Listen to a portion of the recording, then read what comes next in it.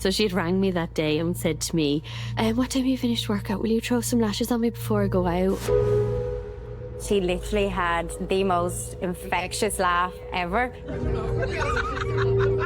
30-year-old single mum Nadine Lott is getting ready for a festive night out. She was going out for her auntie's birthday. She'd always love a good night out. That's kind of the way she was. A young girl out having fun with her friends. I knew that he had sent just a text. Where are you? What are you doing? His obsession is that Nadine isn't out with her family, she's out with another man. I really think that this was something that was festering in his mind. We went into the kitchen. She was making gasping sounds. You couldn't see her face. It was like a scene out of a horror movie.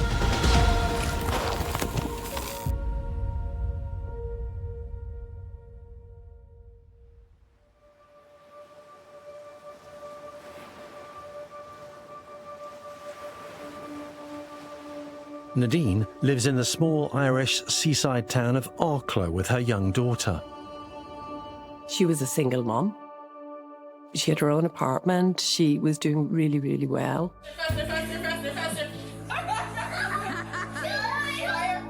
She followed a career in the beauty industry.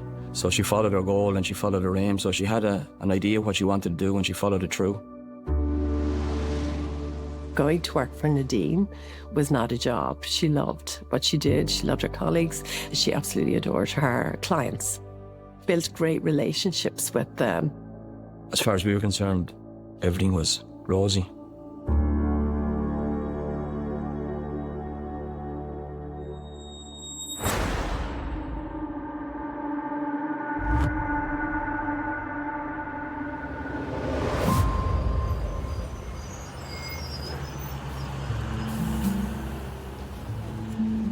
Nadine plans a relaxing day with friends and family in the lead up to Christmas.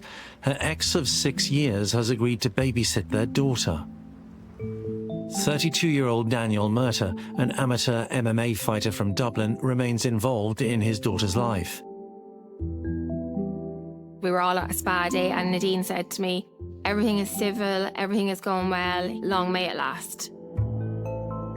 Nadine actually thought that he possibly was seeing somebody else because she said he's in good form.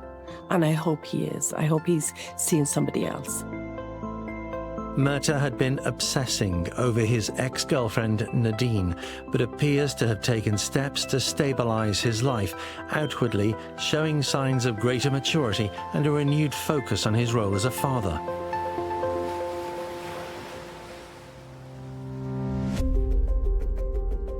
Every weekend for him was training hard during the week, you know, and engaging in the odd mixed martial art fight. Stephen Breen is an established Irish crime journalist. Nadine still included Daniel Murtagh in his daughter's life, despite the previous behaviour being quite intimidating, but she still wanted to include him. That reflects her caring nature.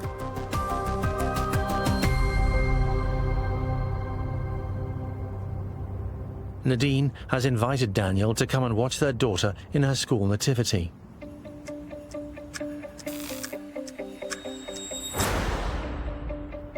He was coming down for the show and she was going to her auntie's birthday party after it. I was aware that she would have to confirm to him that your relationship is with your daughter. There is no relationship with me.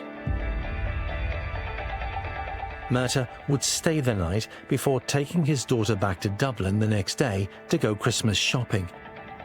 Not something that had ever happened before. They'd gone through the whole bad patch and now he was being okay again. But unknown to Nadine and her family, Daniel Murtagh hasn't given up the dream of rekindling the relationship. You have to think of Myrta's mindset, what was going through his head when he was coming down to Arklow to attend his daughter's nativity play. Again, you go back to his ego, you go back to his sense of delusion where he's been invited down to Arklow. Is this an opportunity for him to reconnect with Nadine? Is this an opportunity for him to start their relationship again? I think he was being nice because he had some sort of mad illusion that, him and Nadine were going to give it a go. There was no doubt in any of our minds that there was nothing going on there. We all met in her apartment, went to the show.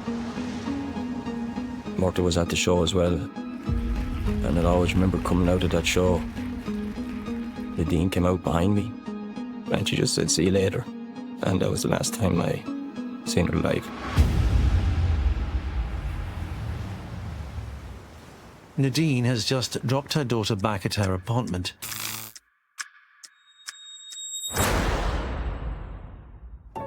Daniel Myrta is to babysit at her home, the first time this has happened since the couple split 6 years ago. She trusted him to look after their child while she went out with her family to celebrate a family event. Nadine was going to her auntie's 50th birthday in the local pub. The last night that I spent with Nadine, we came to Christie's Bar and Lounge for a meal with my family. This is actually where we parked our cars. Nadine's car was parked here. She came a little bit later because she was bringing the birthday cake with her.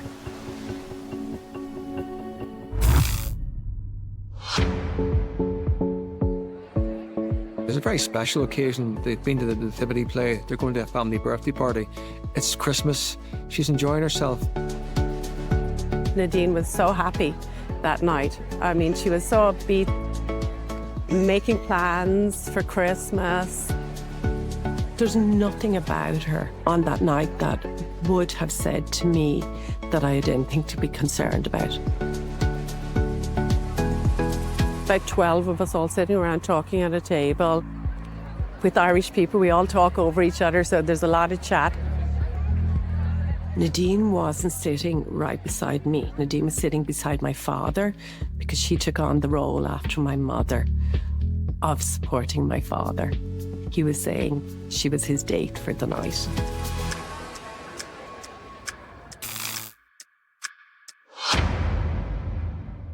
He had been calling her that night to see where she was or what time she was coming home at. I knew that he had sent just a text, where are you? What are you doing? There was nothing made of that text. It wasn't he's text, I got to go or anything. There's clearly an element of delusion there because his obsession is that Nadine isn't out with her family. She's out with another man.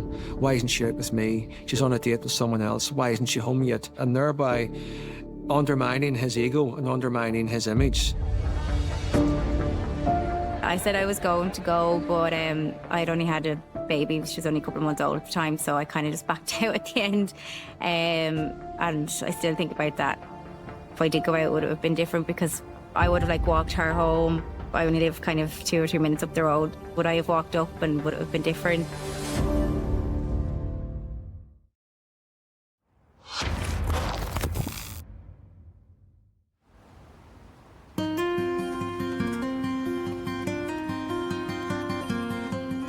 Arklow's a seaside town on the east coast of Ireland. It's a very vibrant community. People from all kinds of life live in Arklow. It's not far from Dublin, only an hour's drive away. It's a popular town, people who want to live near the seaside but still work in the city. We go back generations. I was born here. My parents and grandparents on both sides are all Arklow. So our family are very integrated here.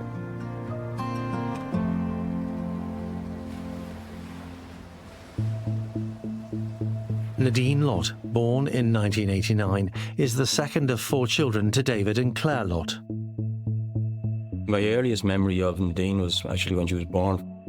When you looked at her, she had 2 big brown eyes, and that stuck with me forever. She loved other kids being around her. People would actually look forward to babysitting her because it would bring happiness into the room when she'd walk in, even as a child. My earliest memory was probably Christmas. Nadine got a Polaroid camera and we took a picture and we're like messy hair, pyjamas on. We looked absolutely ridiculous, but I think I was only about 5 or 6 at the time. But it sums up mine and Dean's relationship. It was always about fun and capturing the memories. Nadine always brought the fun to my childhood.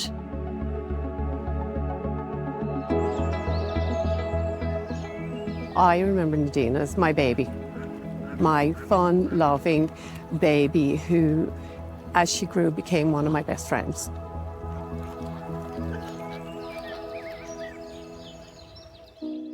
Young Nadine quickly develops into an ambitious person. Her passions are fashion and beauty.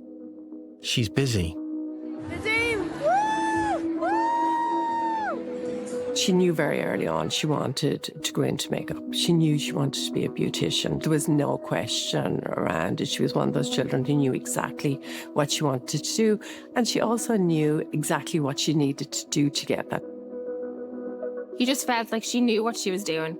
She had it all worked out. She knew what she was doing in life. She knew what she wanted. She was very cool, so confident, really just such a kind girl. We always say that Nadine was like the real glue to our group.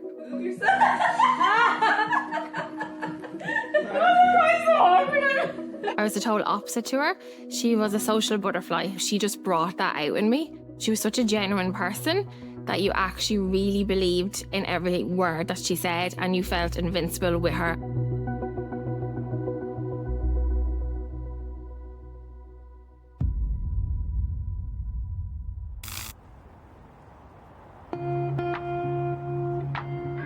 Like many young people, Nadine has dreams of adventure and opportunity. So at the age of 23, she decides to follow her friends to Australia.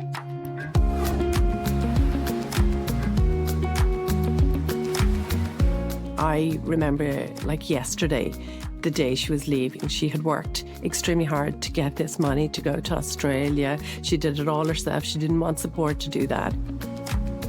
Like many of her friends, and indeed across many towns across Ireland, people went to Australia for a better life, for adventure, and just to experience something different.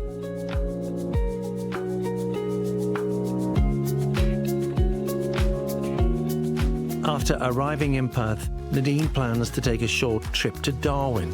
But whilst there, her plans suddenly change. I was going to Perth as well, but I thought Nadine was going to be in Perth as well, but she hadn't come back down from Darwin because she'd met Dan. Nadine has met Daniel Murtagh, a 26-year-old from Dublin and an amateur mixed martial arts enthusiast. He's been working as a labourer in Australia for the previous 18 months. Murtagh was someone who was very athletic. He was very focused on his image, but he was also very charming as well. I think she was living in a world that was like paradise, and they had a good relationship in Australia, so life would have been looking good for her over there. It was all fun and it was literally like the holiday romance. I was like, what's he like? She was like, oh yeah, he's really fun, but not someone that you'd bring home to your mammy. But Nadine is unaware of Daniel Murtagh's troubling reputation back in Dublin. Growing up, Daniel Murtagh was a bit of a loner, acted as a bit of a bully, was involved in numerous fights, but they were always kids who were a lot younger and a lot smaller than he was. But as he grew older, he became fascinated by martial arts. It was all about looking after himself and training hard during the week, and engaging in the odd mixed martial art fight. He needed someone like Nadine, who was, a beautiful young woman. People saw Nadine as like a trophy to him, where it wasn't just about him and her having this loving relationship. It was about him having someone that fitted his image. But the holiday romance is about to be tested. After just 9 months in Australia, Nadine makes a discovery. She's pregnant. So she had phoned me and she was like, oh my God, you're not going to believe it, I'm pregnant. And I was like, okay, well, you need to tell Mum. I just knew. I had that deep feeling. I knew what she was going to tell me. So when she said it to me, it wasn't a shock.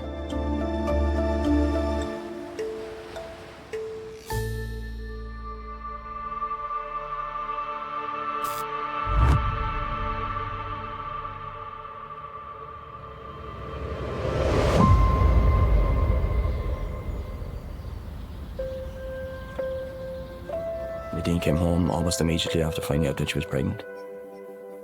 All we wanted to do was get her home and give her a hug and say everything will be all right, and we loved her even more because she was pregnant. There was absolutely never a doubt. She wanted her baby. And that was it. However, instead of returning to Ireland with his pregnant girlfriend, Daniel Murtagh decides to stay behind in Australia. I think that showed his narcissism and how selfish he was, because even then his focus was on staying in Australia rather than returning to Ireland straight away. In November 2013, Nadine gives birth to a baby girl. She was so natural with it.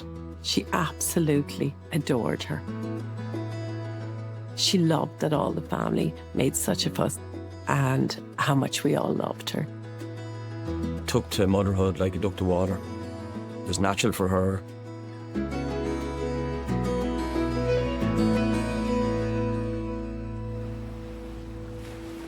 Daniel Murtagh has by now returned to Ireland from Australia to be reunited with Nadine and the couple's daughter.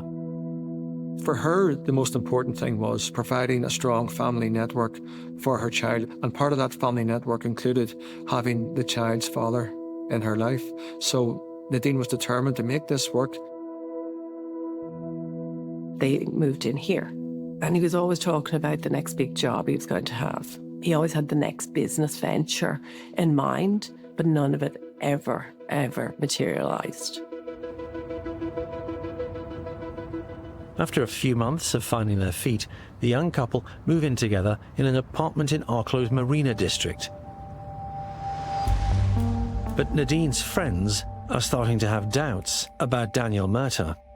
He wasn't consistently there like a father should be. He didn't want the whole family side of life. He just wanted her. And he didn't want the responsibilities that came with having a family either. Like, he was all into his gym and his MMA fighting.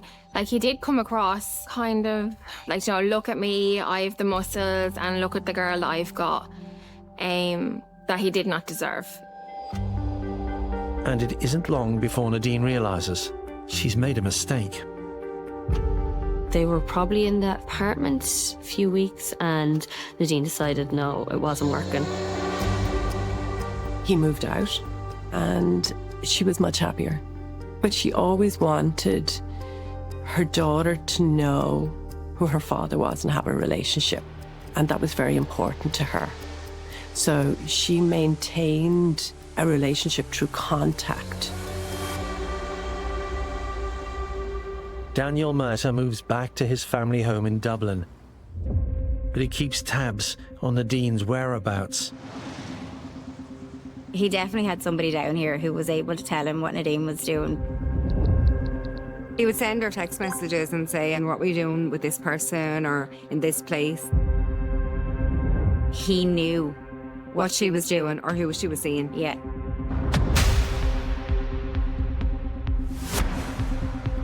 She was single. It was completely within her rights to do that if she wanted to. And the next morning she got abusive texts about who had she been out with. He had this delusion that perhaps one day they could get back together and be a family again. Murtagh was on the outside looking in. He could clearly see that she was going places. He could clearly see that she had a future, and he couldn't cope with that because of his ego, because everything about him was all focused on what he could get out of this relationship.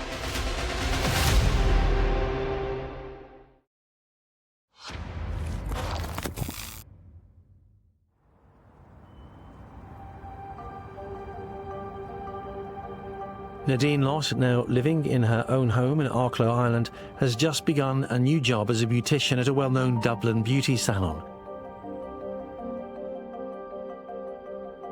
She wanted to be in the beauty industry. She followed that dream. Any problems along the way, Nadine would think about them, find a solution for them and tackle them straight ahead. She had a certain vibrancy about her. She wasn't just looking for a job. She was looking to become a part of something. She loved it. She's always had the passion for beauty, and I think this was like an extra step. Nadine's ex, Daniel Murtagh, continues to care for their daughter every other weekend and becomes increasingly aware of Nadine's newfound success and financial stability. I think he was jealous of Nadine and how successful she was in her career and how she was getting on with her life, and she had a lovely little life for herself.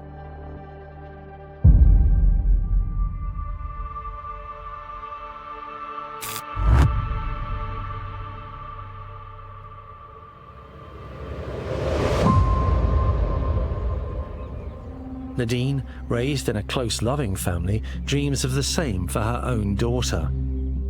Since their child's birth, Daniel Murtagh has remained part of their lives, quietly holding on to the hope of one day reuniting with Nadine. Eventually, Murtagh suggests a fresh start.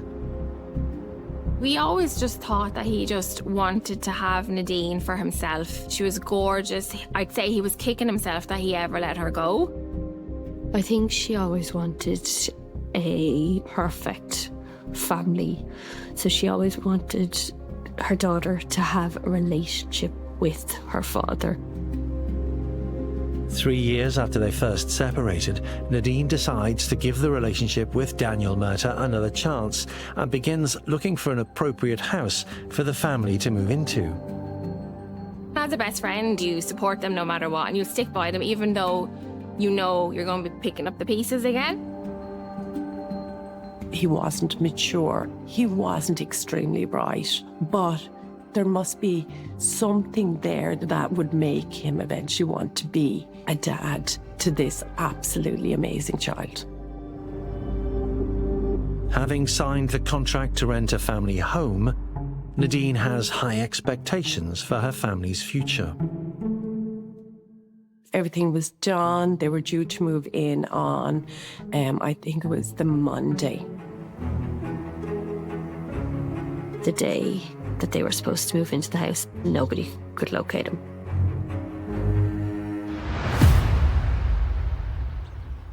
It was my 21st, so it was a big moment in my life, and I remember blowing out my candles and Nadine running, crying.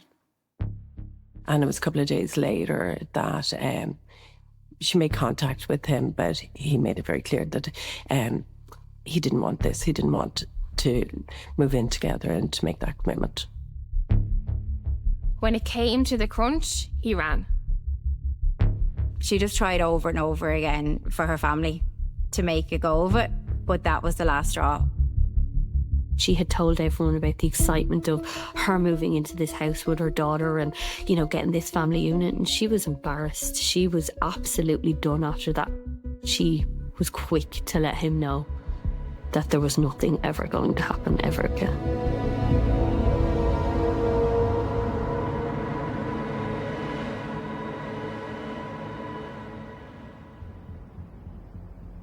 Despite Nadine making it clear to Daniel that any possibility of them rekindling their relationship has now disappeared, he again begins to keep a close eye on Nadine and any possible new relationships he suspects she's involved in. She was trying to make it clear that she did not want him and there was never going to be a relationship there again. So he was just convinced, if she doesn't want me, she must have somebody else. But at that time, she actually didn't have anybody else. We could clearly see glimpses of his behaviour and his disdain for Nadine, and that included him sending text messages. I know who he is, I know where you are, I know where you're going. She'd never give him, like, you know, that reaction that he's looking for. He'd be trying to get her riled up, and she was like, I'm not going to reply to that. she was I always wouldn't so reply calm. and say, look at these messages, not replying. So she didn't know what way she could stop it from happening. She never thought about going further, reporting it or anything, because I don't think she thought there was any seriousness in it. Although there was no sign of any violence during their relationship when they were together, this is a precursor, perhaps, to what he did do eventually, and it showed his intent.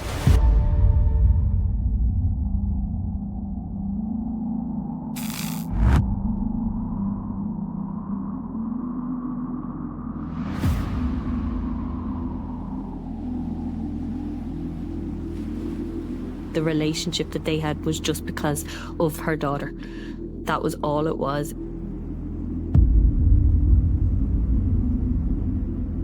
This showed her caring nature because he was the father of their child. She said to me, I remember, I couldn't give him an inkling that we would ever be a chance of us getting back together because we're finally co-parenting quite well now.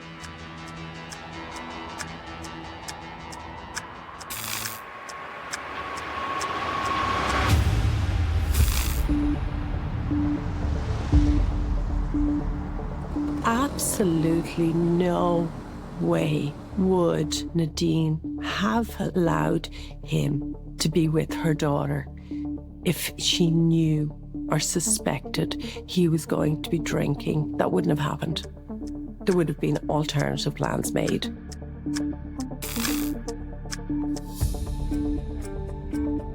So we finished our meal. I didn't want to stay on. I wanted to go home. I was driving. So I brought my father and that home. Nadine had said she was going to stay and have a drink with a friend of mine and her husband. And when I got home, it was raining. So I texted Nadine and said to Nadine, doesn't matter what time, if you need a lift home, call me and I'll bring you home. And I never got an answer.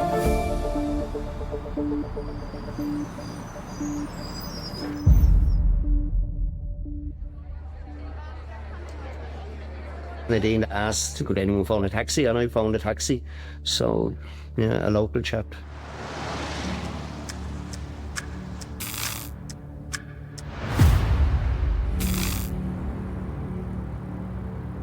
Nadine arrives home to the smell of cannabis and to Daniel Murtagh, who's been drinking heavily.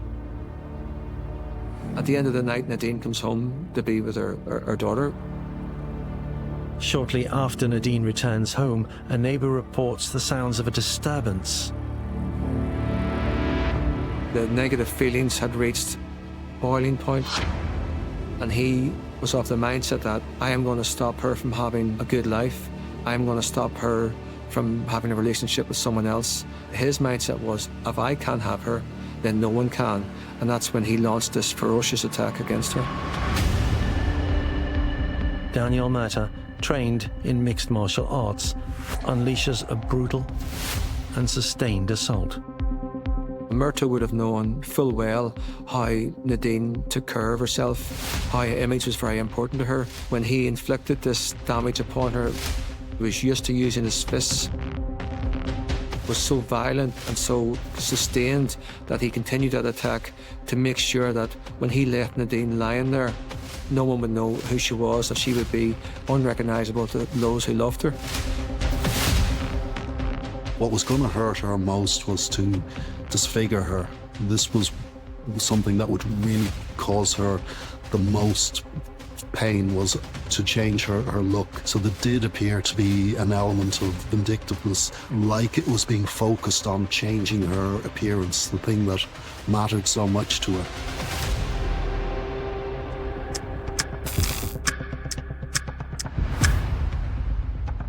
The neighbour, a former classmate of her younger sister Phoebe, is concerned enough to raise the alarm and contacts both the Gardaí and Nadine's family. She had basically rang to say that Dan had stabbed Nadine and we needed to come quick.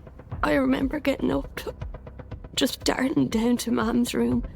We were asleep and Phoebe came running down the hall and said, Mammy, quick, get up, we've to go into Nadine's. I remember us all jumping into the car, what seemed like a 2-second drive. That's when Murtagh then fled the scene and got into his car and tried to travel back to Dublin.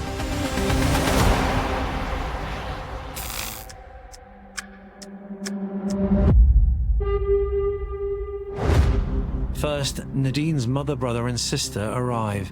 It's a chaotic scene. We were just running around the apartment trying to find her. We went into the kitchen.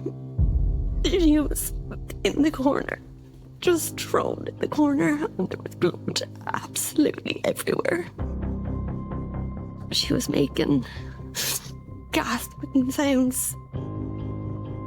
You couldn't see her face, but I kept telling her that you're okay, I'm here, your baby's okay, your baby's fine, don't worry now, everything's going to be okay.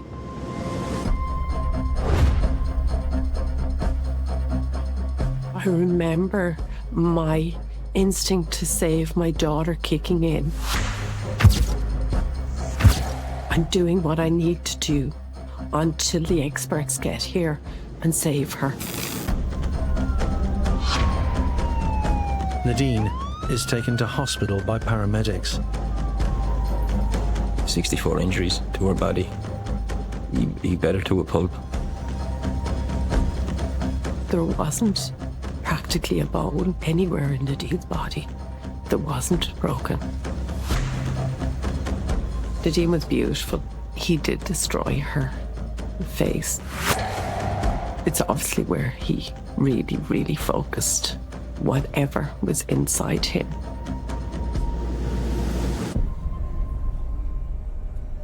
Murtagh, meanwhile, has fled, attempting to escape in his car over the Wicklow Mountains. So Murtagh's trying to flee the scene, trying to escape justice by leaving Arklow and heading back to his native Dublin. But he's going over the mountains, he's not going on the motorway. He's thinking that I can avoid any police checkpoints or any guarded checkpoints. What could instigate that in any human being to do it to anybody? Never mind the mother of your child.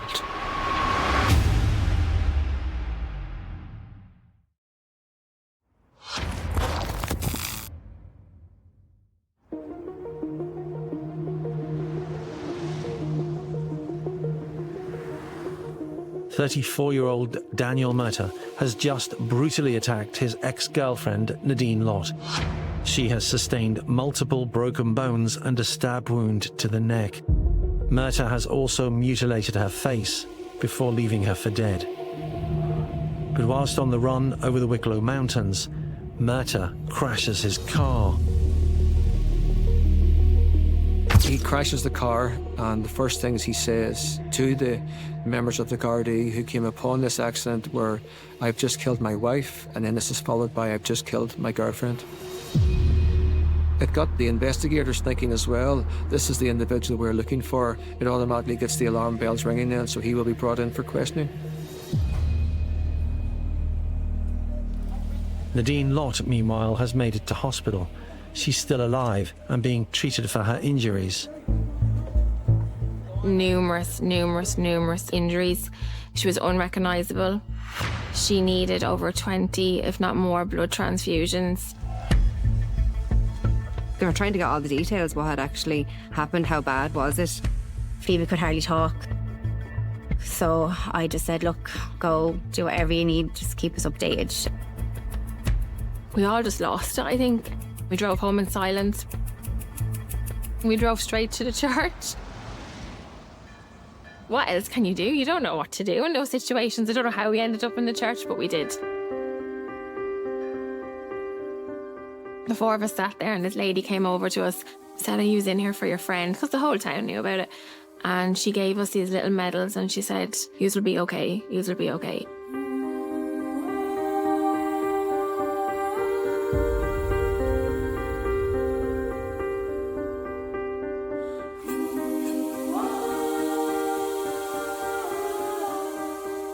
Nadine's friends organise a vigil, bringing the community together, lighting candles and praying for her survival.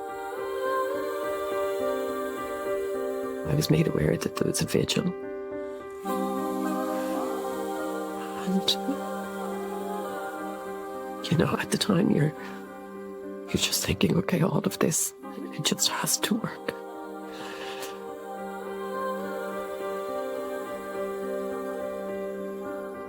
I don't even think an animal would do as bad to what he had left her like. It was absolutely horrific. Nothing could spark that. How he could do the damage that he did is just unfathomable. It's not human. A monster creature, I said, is just pure evil. They operated, but they just could not do anything to save her life. She was beaten so badly.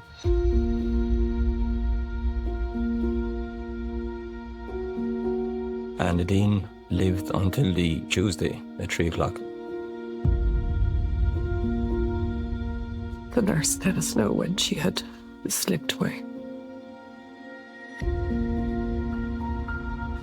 Once I had formally identified her, they take her away, straight away. Her body now becomes evidence.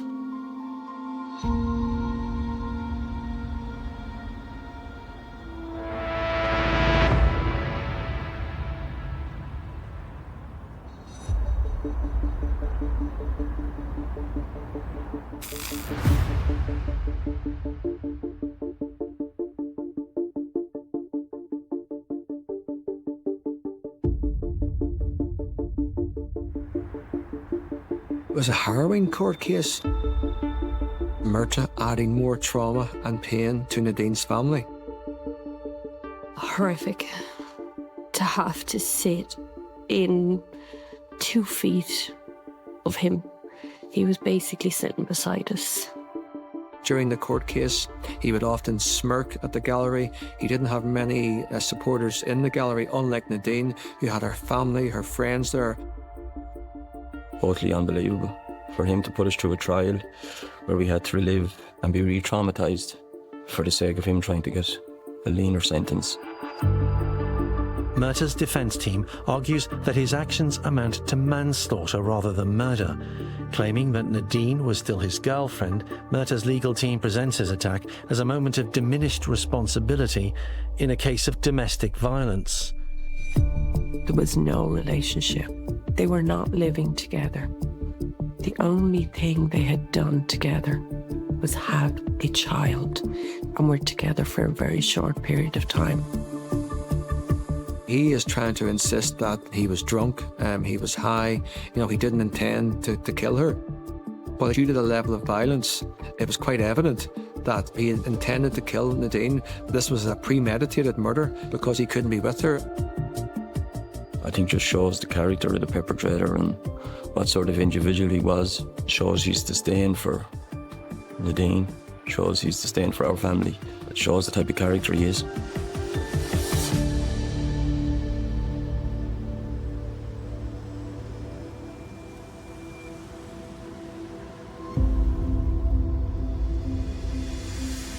At the Central Criminal Court in Dublin, Daniel Myrta is sentenced to prison.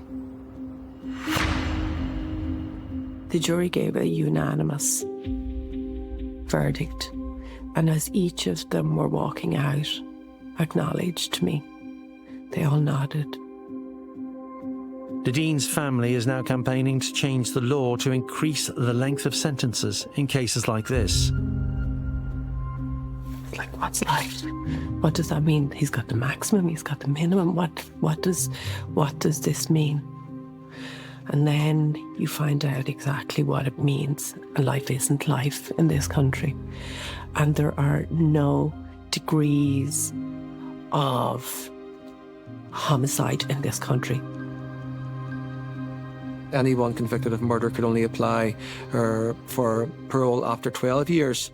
But that's still something that Nadine's family will have to contend, where they will have to make their resolutions and make their submissions as to why he shouldn't be freed. He gets to see those submissions, but they don't get to see his. So that's one area of the law where many victims' families have concerns about, but he has received a life sentence now, so it'll be a long time before he's released from prison. But again, in 12 years' time, he can still apply for parole and therefore cause more trauma to the family. I don't think I have any feelings towards him because I just don't even waste a second of my day giving him a thought. He's a waste of space and he's a waste of time. So I don't waste my time. You can't come to terms with something so horrific, but we don't have closure. He took so much away from us.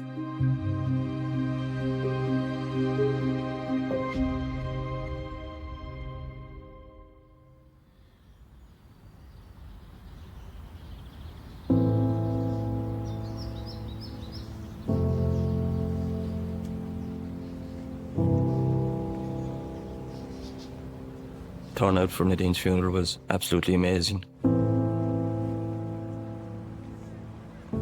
That was a great solace in itself, to see so many people there. The community was a great source of inspiration.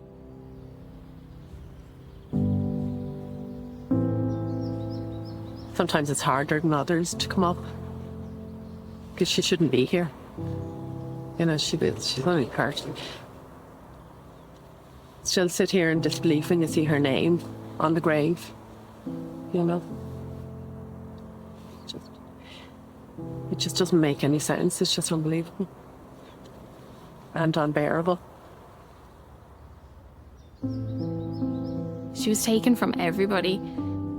Her love for life is something that I try to live by because she helped me so much.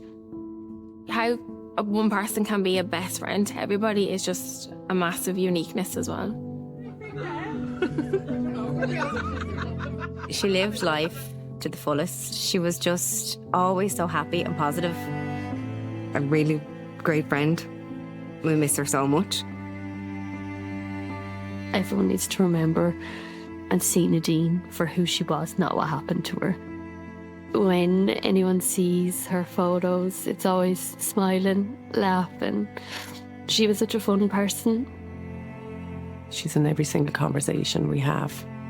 She's part of our family, and that's it. We talk about her, what she would have thought, what she would have done, and I want her remembered for the caring, loving, beautiful person that she was.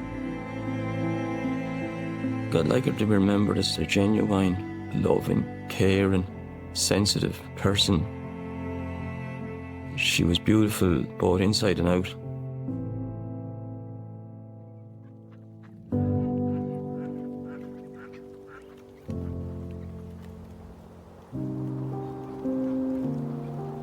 As a parent, you're there to protect your child.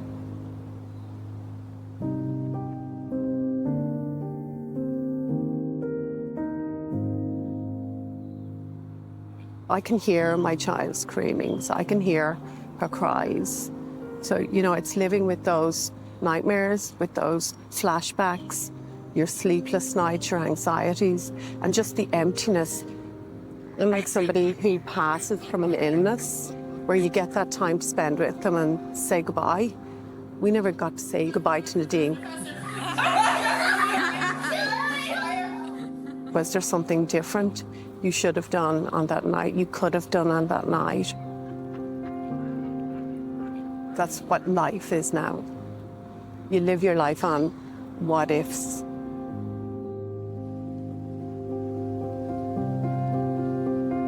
In 2021, Daniel Murtagh is finally imprisoned for his brutal attack in Arklow, in which he condemned Nadine Lott, a loving mother, daughter, sister and friend, to her last night out.